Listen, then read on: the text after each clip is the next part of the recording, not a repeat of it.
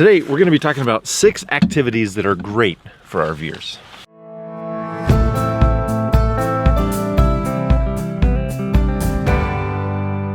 How's it going? I'm Jared Gillis. Welcome to another All About RVs. Today, we're talking about those 6 great activities that are perfect for RVers to do.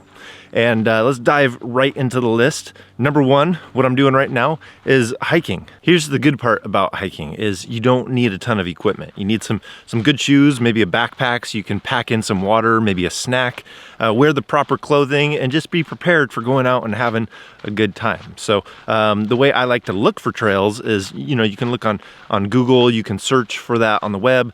You can find some amazing epic hikes. Maybe you're even traveling to a place so that you can do a specific hike.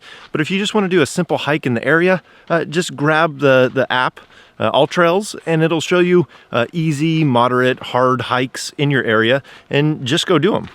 One of the nice things about the app is maybe if you have other people in your family that don't like hiking, say as much as you do, you can find some easy hikes that you can maybe not call them hikes, just call them scenic walks. Works for me. Number 2 on our list is kayaking. I absolutely love kayaking.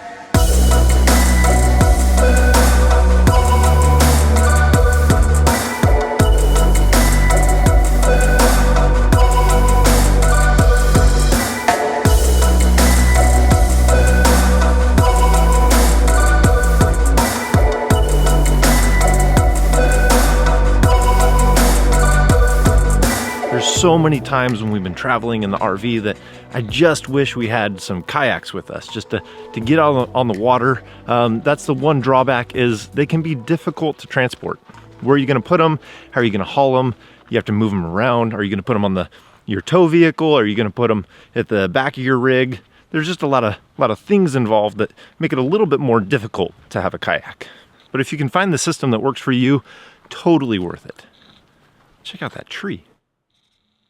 Now, there are inflatable kayaks, which kind of help solve some of those problems. You can deflate them, you can store them easier. You don't have to store them on the outside and look for a mounting solution. So inflatable kayaks are great. So that brings us to number 3, which is paddleboarding. So just a couple weeks ago, we ended up getting an inflatable paddleboard, and it has a backpack, easy to inflate. I mean, the first time I inflated it, it took me under 5 minutes. I couldn't believe it, under 5 minutes. I was always afraid that these things would take forever to air up. So the first time I thought I was gonna fall off it when I went out there on it. So we went in the bay and I was surprised. I didn't fall off for the first time. So it is definitely a fun option to have in the RV so that you can get out on the water. So here's what I learned about paddleboarding, because I'm no expert in it, but it sure was a lot of fun.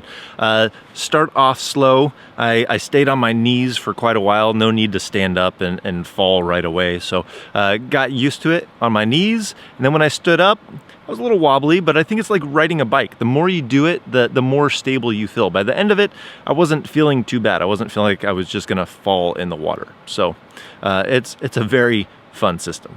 So the things I was worried about with an inflatable paddleboard is I thought inflatable, like how are you gonna be able to stand on it? It was actually very rigid. The pump that came with it was great. If you're interested in something like that, I'll leave links in the description to all the different things we talk about in the video. But it was easy to carry, easy to set up. The only annoying thing I could find about it is that Matt, my son, was better on it than me in the beginning. So I'll have to practice and fix that. But at least you could hear them in the background, like cheering me on and like encouraging me. Oh.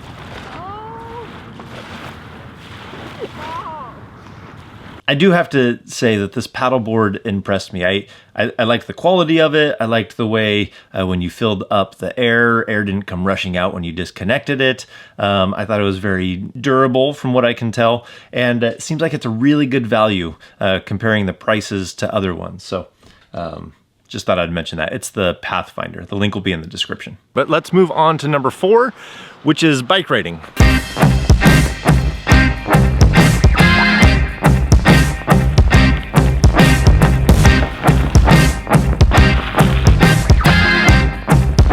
Okay, so here's what I like about biking is you can cover a lot of ground and you can see a lot of things in a short amount of time. So it's gonna be a lot quicker than hiking or walking, and so you're gonna get to experience more things.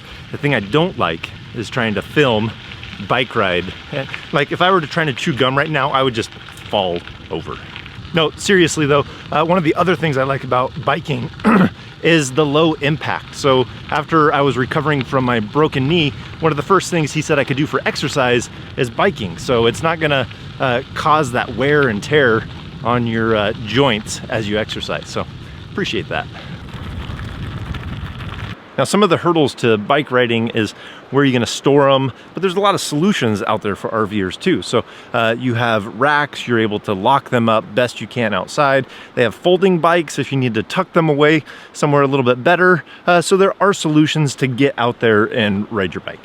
Number 5 is for the toy hauler crew. So if you have an ATV or a quad or one of those side-by-sides, get out there and hit those trails. A lot of people hit the desert and the dunes in the wintertime and just have a great time.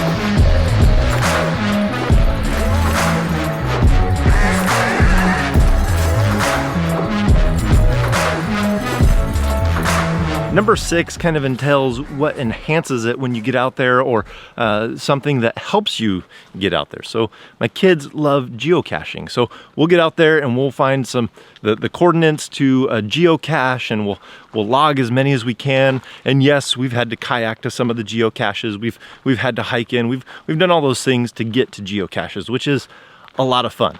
And then also, if you're not into geocaching, a lot of people love getting out there to take the photos, take the pictures.